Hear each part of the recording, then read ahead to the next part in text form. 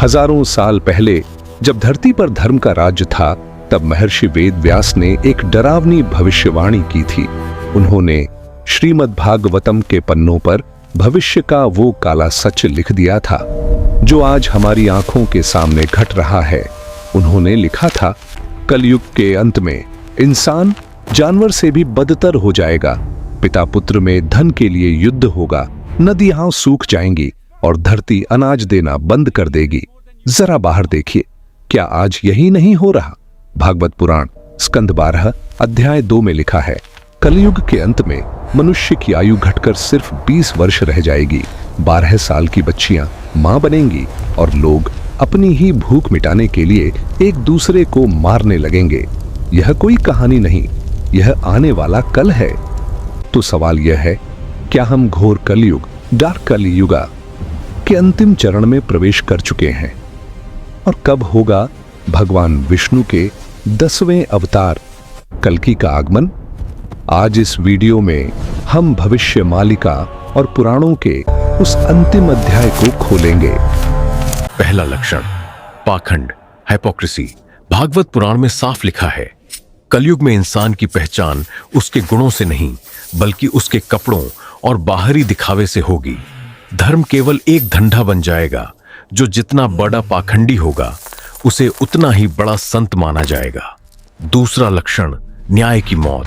वित्तमेव क्लो नृणा, यानी जिसके पास धन है वही बलवान है और वही सच्चा है। गरीब आदमी चाहे कितना भी सच बोले, अदालत में उसकी कोई सुनवाई नहीं होगी। क्या आज हम यह अपने समाज में नहीं देख रहे? तीसरा लक्षण, अल्प आयु। पुराण कहते हैं कि कलयुग के अंत तक इंसान की याददाश्त, शक्ति और उम्र तीनों घट जाएंगी। आज 20 से 25 साल का युवा भी थका हुआ और बीमारियों से घिरा है। वेद व्यास जी ने लिखा था, लोग अपनी ही बनाई चीजों, प्रदूषण, तनाव के कारण जल्दी मरेंगे।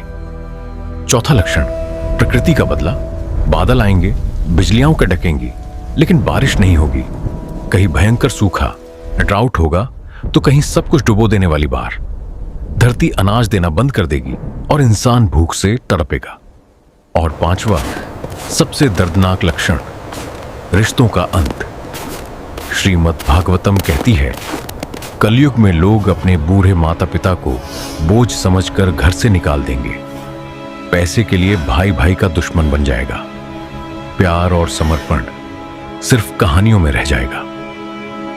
दोस्तों, इन 5 में से कितने लक्षण आप आज अपनी आंखों से देख रहे हैं? कमेंट में यस लिखकर बताएं। श्रीमद् भागवतम 12.2.18 में स्पष्ट लिखा है, जब पाप अपने चरम पर होगा तब भगवान विष्णु अपना 10वां और अंतिम अवतार लेंगे। उनका जन्म शंभल ग्राम में एक महान ब्राह्मण विष्णुयश के घर होगा। कई लोग मानते हैं कि यह जगह उत्तर प्रदेश में है, तो कई इसे हिमालय की गोद में छुपा हुआ एक अदृश्य लोक मानते हैं। वो किसी रथ पर नहीं बल्कि एक सफेद घोड़े पर सवार होकर आएंगे जिसका नाम होगा देवदत्त। उनके हाथ में एक ऐसी तलवार होगी जो बिजली की तरह चमकती होगी और पापियों का संहार करेगी। यह अवतार क्षमा, फॉरगिवनेस के लिए नहीं बल्कि न्याय, जस्टिस और संहार, डिस्ट्रक्शन के लिए होगा। लेकिन कल्कि भगवान को युद्ध की शिक्षा देगा कौन? शास्त्रों के अनुसार उनके गुरु होंगे भगवान परशुराम। जी हां, वही परशुराम जो चिरंजीवी, इमॉर्टल हैं और महेंद्रगिरी पर्वत पर आज भी कल्कि का इंतजार कर रहे हैं। त्रेता और द्वापर के बाद अब कलयुग में वो अपना अंतिम कर्तव्य निभाएंगे। कल्कि अवतार का उद्देश्य सिर्फ पापियों को मारना नहीं बल्कि समय को रिसेट करना है। जैसे ही उनकी तलवार म्यान से बाहर निकलेगी, कलयुग का अंत होगा और सतयुग, गोल्डन एज की पहली किरण धरती पर पड़ी डीडेगी। दोस्तों, बहुत से लोग कहते हैं कि कल्कि अवतार का जन्म हो चुका है। क्या आपको भी ऐसा लगता है? कमेंट में जय कल्कि डेव लिखकर अपनी राय दें। विष्णु पुराण में लिखा है कि कलयुग के अंतिम समय में आसमान में एक साथ 12 सूर्य उदय होंगे। इनकी गर्मी इतनी भयंकर होगी कि समुद्र का सारा पानी सूख जाएगा और धरती तांबे की तरह जलने लगेगी। इसके बाद आसमान में संवर्तक नाम के प्रलयंकारी बादल छा जाएंगे। वो पानी नहीं बल्कि तेजाब और पत्थर बरसाएंगे। यह बारिश लगातार 100 वर्षों तक चलेगी, जिससे बचा खुचा जीवन भी समाप्त हो जाएगा। और अंत में जब सब कुछ जल जाएगा तब होगी महाप्रलय। पूरी पृथ्वी पानी में डूब जाएगी। न कोई पहाड़ बचेगा, न कोई शहर। सिर्फ चारों तरफ गहरा नीला पानी होगा और एक अनंत सन्नाटा।